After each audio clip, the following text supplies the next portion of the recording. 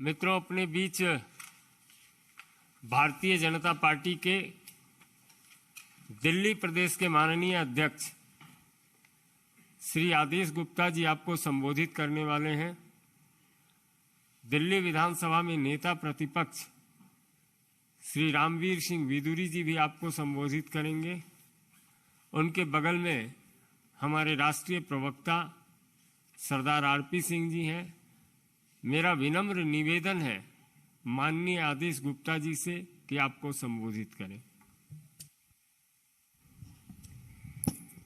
धन्यवाद संजय मयूख जी। सभी पत्रकार मित्रों को मेरा नमस्कार। आज आपके बीच में मैं कुछ बहुत जरूरी बातें करने के लिए आया हूं और हमारे साथ एलओपी श्री रामवीर सिंह विदुरी जी, सरदार आरपी सिंह जी भी हैं।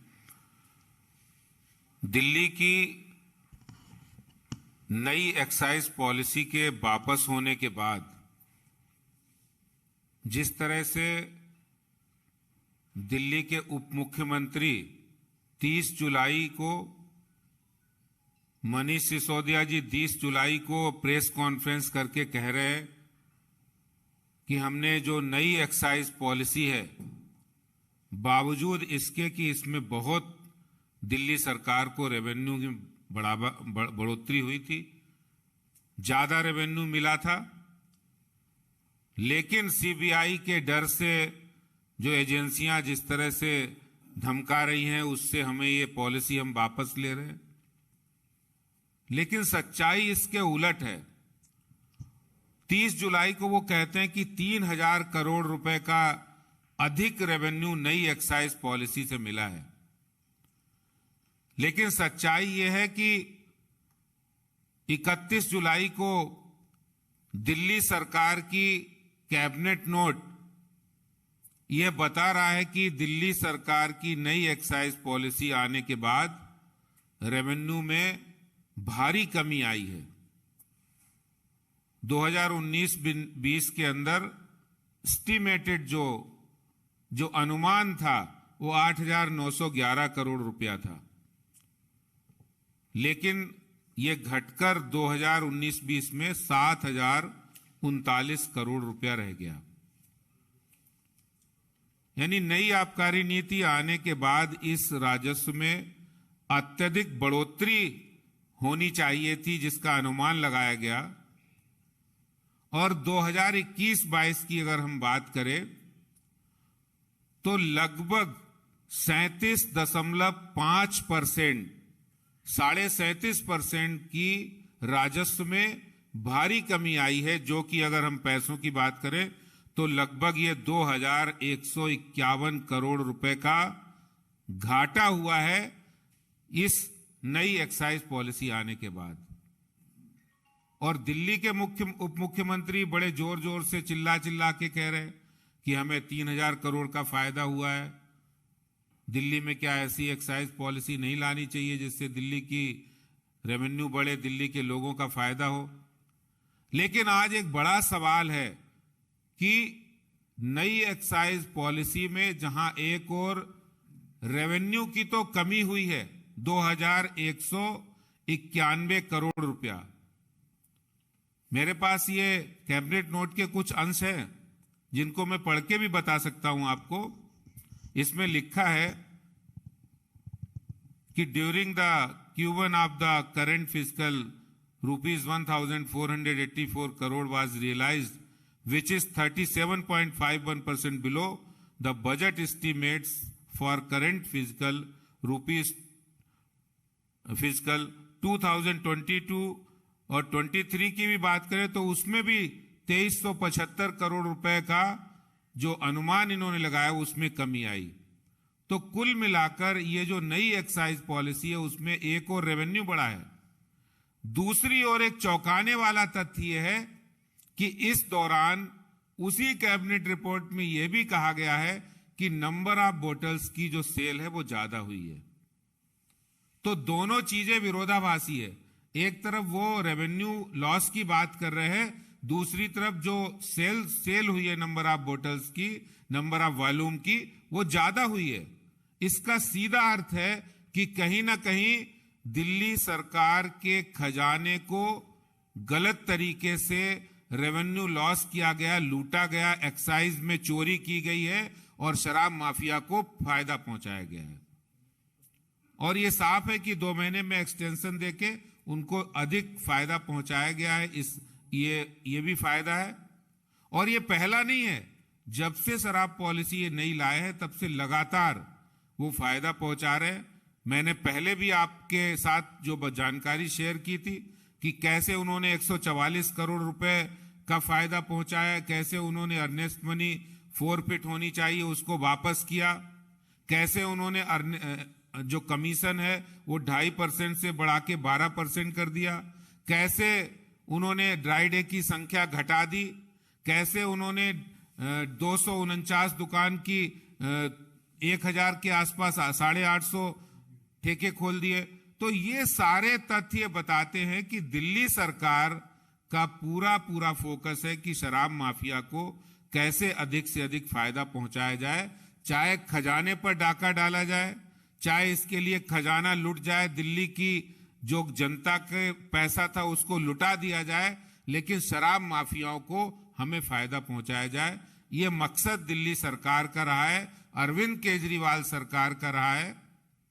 और इसके कई उदाहरण आपने देखने को मिले हैं, पहले भी मिले हैं और आज भी दिल्ली सरकार जिस तरह से वो बातों में झूठ बोल रहे, एक तरफ उप मुख्यमंत्री कह रहे फायदा हुआ है, दूसरी तरफ उनका कैबिनेट नोट ये बता रहा है कि किस तरह से वो दिल्ली की शराब माफियाओं पर इतना मेहरबान थे कि वो उनको गलत तरीके से ठेके आवंटित करना, उनको नियमों की धज्जियां उड़ा के, कानून और संविधान की धज्जियां उड़ा के उनको ज्यादा से ज्यादा ठेके खुलवाना, ज्यादा रियायत देना, ये अपने आप में स्पष्टीकरण है कि दिल्ली सरकार शराब माफियाओं के दबाव में थी और दिल्ली की आम आदमी पार्टी सरकार ने इस पैसे का बेजा इस्तेमाल पंजाब के चुनाव में किया है। ये बिल्कुल तथ्य सामने आ गया है। यही बात मैं कहना चाहता हूं आपसे। बहुत बहुत धन्यवाद। मेरा आग्रह होगा माननीय रामवीर सिंह विदुरी जी से कि आपको संबोधित करें। दिल्ली प्रदेश भारतीय जनता पार्टी के अध्यक्ष श्री आदेश गुप्ता जी, श्री संजय जी, सरदार आरपी सिंह जी, मीडिया के सभी सम्मानित साथियों, जब नई एक्साइज पॉलिसी लाई गई तो विधानसभा के अंदर कुछ सवाल हमने खड़े किए थे और जो कुछ जानकारी आज मैं आपको देना चाहता हूं, अपनी तरफ से कुछ नहीं मैं कह रहा हूं, जो सरकारी रिकॉर्ड पर है। हमने कहा कि इस नई शराब नीति में हजारों करोड़ रुपए का घोटाला हुआ है।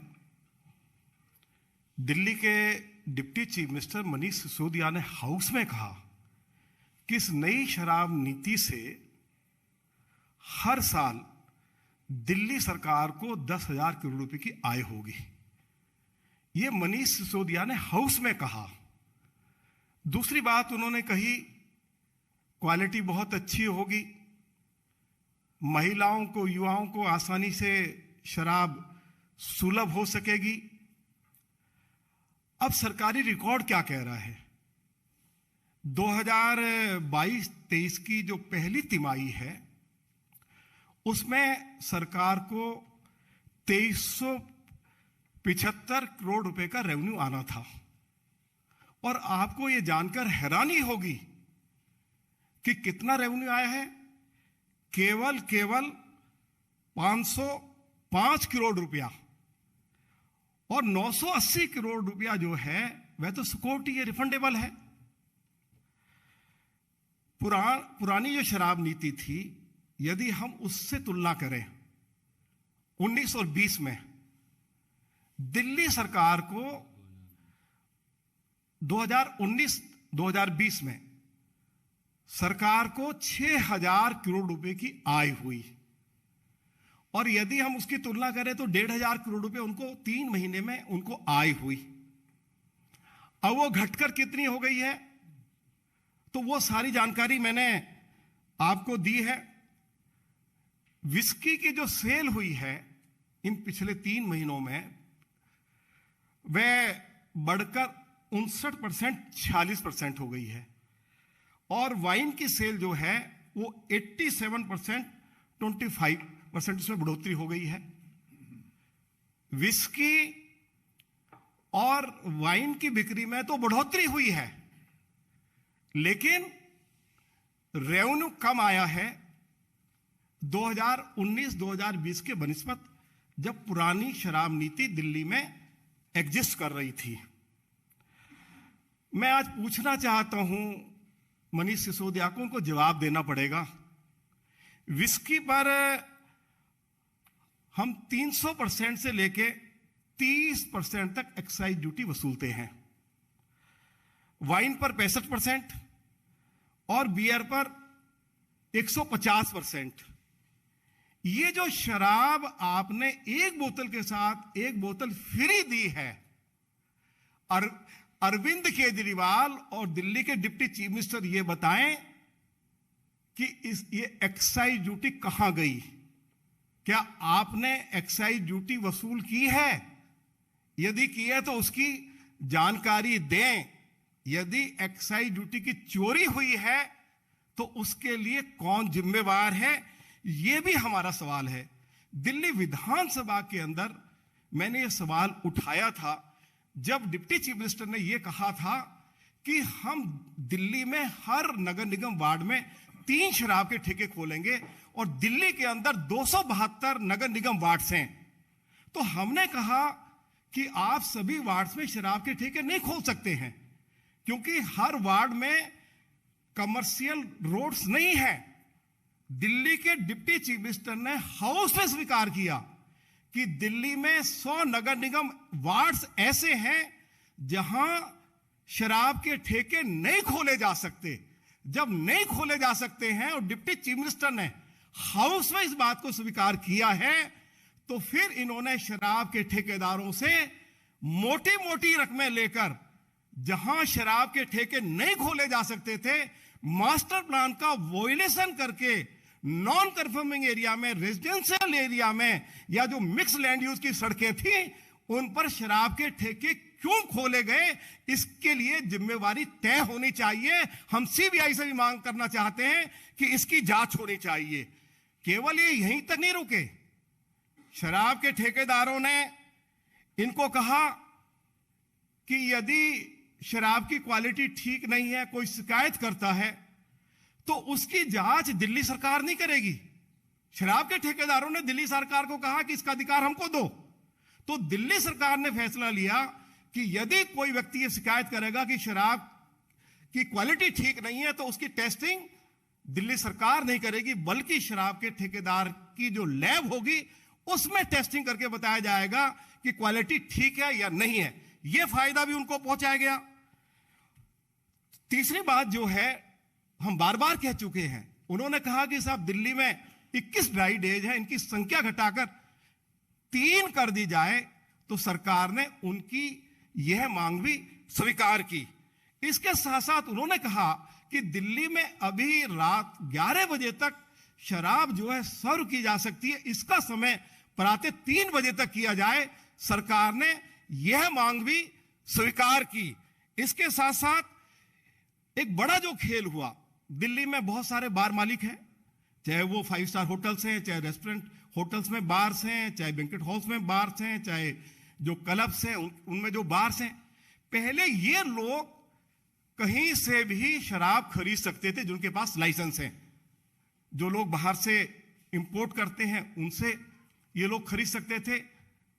तो शराब माफियाओं ने सरकार को कहा कि ये सभी बार मालिक अब किसी के पास लाइसेंस है इंपोर्ट करने का, उनसे नहीं खरीदेंगे, हमारे ही शराब के ठेके से इनको शराब खरीदनी पड़ेगी। और उन लोगों को उनकी पसंद का ब्रांड भी नहीं मिलता था और मनमानी कीमत उनसे वसूली जाती थी। ये एक और पाप अरविंद केजरीवाल की सरकार ने किया कि दिल्ली में यदि बार मालिक चाहते हमें इस फला ब्रांड की शराब चाहिए और वो अगर उनके पास नहीं है तो वो सस्ती ब्रांड की शराब महंगे पैसे में उनको उपलब्ध करा रहे थे, उनकी पसंद की शराब नहीं उपलब्ध कराई जा रही थी।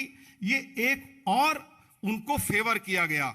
और अंत में मैं ये कहना चाहता हूं, मैं पूछना चाहता हूं, मैंने हाउस के अंदर पूछा, ये रिकॉर्ड पे है, मेरा सप्लीमेंट्री था, मैंने पूछा डिप्टी चीफ मिनिस्टर साहब ये बताइए कि नई शराब नीति से पहले जो दिल्ली में प्राइवेट शराब के ठेकेदार थे उनको कितना कमीशन दिया जाता था? तो उन्होंने जवाब नहीं दिया। उन्होंने कहा आप लीडर ऑफ अपोजिशन है, आपको सब मालूम है। तो मैंने कहा कि उनको पहले 2.5% दिया जाता था, अब जो नई शराब नीति लागू हुई है वह कमीशन बढ़ाकर 12% कर दिया है। और दिल्ली में 20,000 करोड़ रुपए की शराब हर साल बेची जाती है। तो आप अंदाजा लगा सकते हैं कि शराब के ठेकेदारों को कितना मोटा फायदा इन लोगों ने पहुंचाया।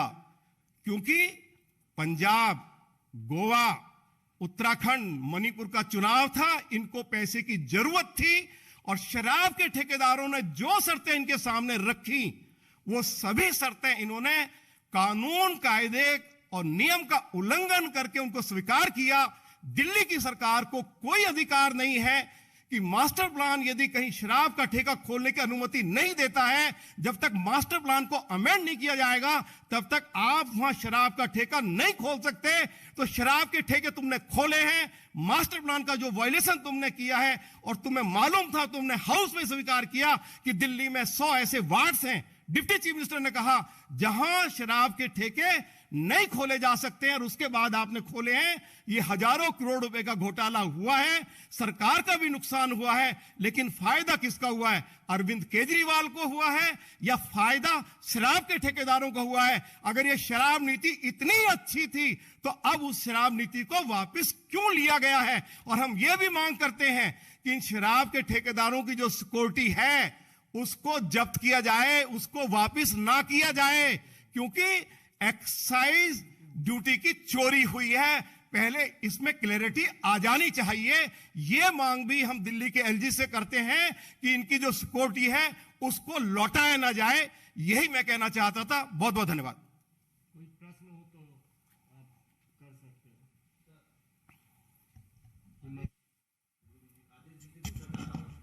अभी तक आप लोग लगातार कई दिनों से देख रहे हैं कि अरविंद केजरीवाल, मनीष सिसोदिया और जैन साहब, सभी लोगों के खिलाफ आप लोगों ने कोर्ट ने भी कहा कि इनकी प्रवृत्ति ठीक नहीं, बावजूद इसके अभी तक किसी को नहीं हटाया। आप लोग कल प्रदर्शन पर भी बैठे थे, केजरीवाल जी को मेमोरेंडम देने गए थे, बावजूद उसके अभी तक कुछ नहीं हुआ है। इस पर क्या कहना चाहिए? अभी सरकार जो आम आदमी पार्टी की वो मौन धारण की, किसी को नहीं। देखिए, इसका सीधा अर्थ है कि अरविंद केजरीवाल उस करप्शन में, उस भ्रष्टाचार में खुद ही शामिल है, तभी वो अपने खास लोगों को हटा नहीं रहे।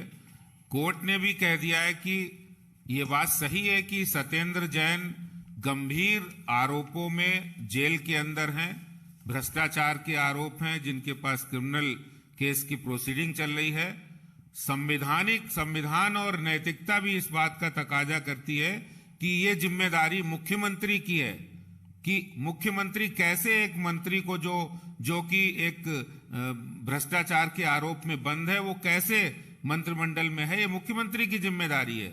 तो मुख्यमंत्री की जवाबदारी बनती है कि उनको बर्खास्त करे।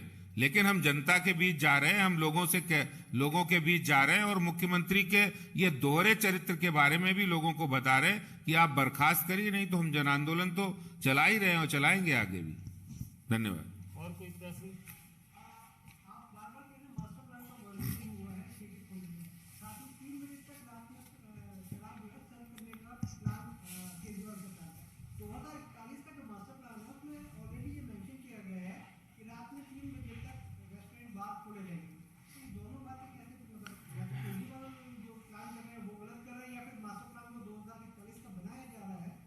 देखिए, पहली बात तो यह है कि 2041 का मास्टर प्लान अभी बनकर तैयार नहीं हुआ है और ना ही उसकी घोषणा हुई है। और 2021 का जो मास्टर प्लान है वह जो नॉन कन्फर्मिंग एरियाज हैं या जो मिक्स लैंड यूज की सड़कें हैं उन पर शराब के ठेके खोलने की अनुमति नहीं देता है। तो तो अभी 2041 का जब मास्टर प्लान इंप्लीमेंट ही नहीं हुआ है तो समय की बात कहां से आ जाती है? अभी तो 2021 का है और दिल्ली पुलिस ने उसके ऊपर अपना ऐतराज भी दर्ज कराया है। केजरीवाल जी का कहना है कि वो दिल्ली मॉडल को गुजरात में ले जा रहे हैं और वहाँ गुजरात के अंदर दिल्ली मॉडल की काफी चर्चा हो रही है।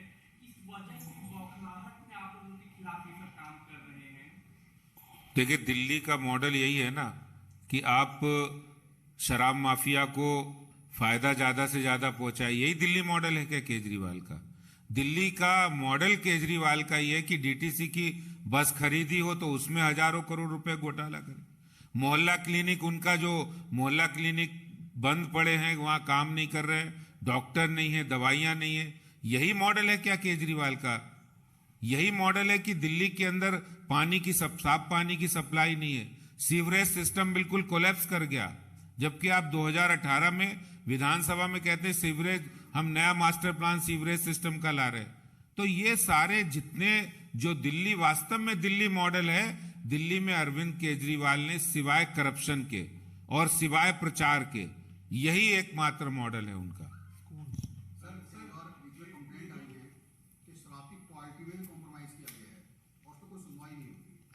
तो अभी विधुड़ी जी ने साफ कहा, जब उन्होंने नई शराब पॉलिसी में उनके शराब माफियाओं के सामने घुटने टेक दिए, बोले जैसा तुम कहोगे वैसा हम कर देंगे। शराब माफिया ने कहा अगर क्वालिटी की कोई चेकिंग होगी तो कहीं हमारे ऊपर कोई तलवार न लटक जाए, तो उन्होंने कहा ऐसा करो, आप अपनी लैब बनाओ और जो भी कंप्लेंट करे उसकी आपकी लैब में टेस्टिंग होगी और आप ही रिपोर्ट दे देना अपने फेवर की। तो क्वालिटी तो खराब होगी। दिल्ली के अंदर जितने भी बार मालिक हैं, आप किसी के पास चले जाइए, वो क्वालिटी के बारे में आपको बता देंगे। और हम मांग करना चाहते हैं इस प्रेस कॉन्फ्रेंस के माध्यम से दिल्ली के ऑनरेबल एलजी से कि अभी क्योंकि 1 महीने के लिए समय दे दिया है शराब के ठेकेदारों को, इनके पास जो स्टॉक है जरूर शराब की बोतल वहां से उठाई जाए और उनकी उस शराब की टेस्टिंग कराई जाए। सर, अब तो कैबिनेट नोट से एक तरह से ये स्पष्ट ही हो गया है कि जो पॉलिसी है वो ठीक नहीं थी, सरकार को नुकसान हुआ है, लेकिन शराब कंपनियों को फायदा हुआ है। और जैसे आप लोग आशंका भी जताते रहे हैं कि वो पैसे का इस्तेमाल कहाँ हुआ, और बहुत ये हमेशा से कहा भी जा रहा है शुरू से कि पंजाब के चुनाव में शायद वो पैसे का इस्तेमाल हुआ। तो आपको लगता है कि अब जो है आप लोगों को कहीं कानूनी रूप से या एलजी के माध्यम से इसकी जांच करवानी चाहिए कि वो पैसा का क्या हुआ, उसका कहाँ पे वो साइफन आउट हुआ। दूसरा सवाल ये कि 1 महीने के लिए बढ़ा तो दी है, लेकिन कल जो कैबिनेट नोट था उसमें भी ये बात कही गई थी कि जो दुकानें खुली थी उसमें से 9 जोन के लोगों ने पहले ही लाइसेंस सरेंडर कर दिया था, ऐसे ही होलसेल डीलर ने भी सरेंडर कर दिया था। तो जो दुकानें चल रही थी उनको अप्रत्याशित लाभ हो। अभी ये खबर आई है कि 124 दुकानें दिल्ली में आज और बंद हो गई है और अब सिर्फ 342 दुकानें रहती हैं। तो जो सारा फायदा है वो उन 342 को ही होगा, बाकी किसी को नहीं होगा। तो क्या आपको लगता है कि इसके ऊपर भी कुछ एक ऐसी कार्रवाई हो कि जिससे ये 342 दुकानें कोई अप्रत्याशित लाभ उठा रही है? क्या ये मतलब जो 1 महीने का पीरियड है इसमें कोई गड़बड़ ना हो, इसके लिए आप क्या करेंगे? देखिए, सीबीआई जांच चल रही है तो वो सभी एंगल से जांच करेगी, लेकिन एक बात स्पष्ट है कि शराब माफिया को तो फायदा पहुंचा ही है दिल्ली सरकार ने, लेकिन शराब माफिया को दिल्ली के रेवेन्यू, दिल्ली के खजाने में डाका डालकर पहुंचा है। ये बात भी स्पष्ट है कि ऐसा नहीं, उन्होंने दिल्ली के रेवेन्यू में लॉस भी हुआ है और जो प्रत्याशित बढ़ोतरी होनी चाहिए थी, संभावना थी, उसमें भी डकैती डाली है और उसमें शामिल दोनों लोग हैं, दिल्ली सरकार भी है, शराब माफिया भी है। तो जो जांच होगी उसमें सारी चीजें सामने आएंगी। और जहां तक ये 1 महीने की बढ़ोतरी हुई है, मुझे लगता है कि ये भी एक तरह से, पहले वो घोषणा करते हैं कि 31 तारीख के बाद 1 तारीख से पुरानी दुकानें, पुरानी पॉलिसी लागू हो जाएगी, लेकिन वो 1 महीने उनको समय देकर शराब माफिया को, और जो उन्होंने कर्जा ले रखा है आम आदमी पार्टी ने, वो चुकता करने के लिए ऐसा किया है। नहीं तो चाहते तो वो 1 तारीख से ये लागू हो सकता था। सर, जैसे आप दिल्ली मॉडल का जवाब दे रहे थे तो वो ये कहते हैं कि गुजरात का मॉडल का ये जो अभी हुई ट्रेजेडी हुई वहाँ पे, उसका वो कह रहे हैं कि वहाँ पे शराब बंदी है लेकिन जहरीली शराब पी के लोग मर गए। देखिए, मैं कह रहा हूं दिल्ली में अगर कोई इस तरह की घटना होती है, दिल्ली में पुरानी शराब पॉलिसी थी और जो पुरानी शराब पॉलिसी के बारे में वो कहते कि हम दिल्ली में ऐसा मॉडल ले आए, तो मैं ये कह रहा हूं कि इस तरह की कोई घटना उसके खिलाफ कार्रवाई होनी चाहिए और कार्रवाई की है गुजरात सरकार ने। धन्यवाद।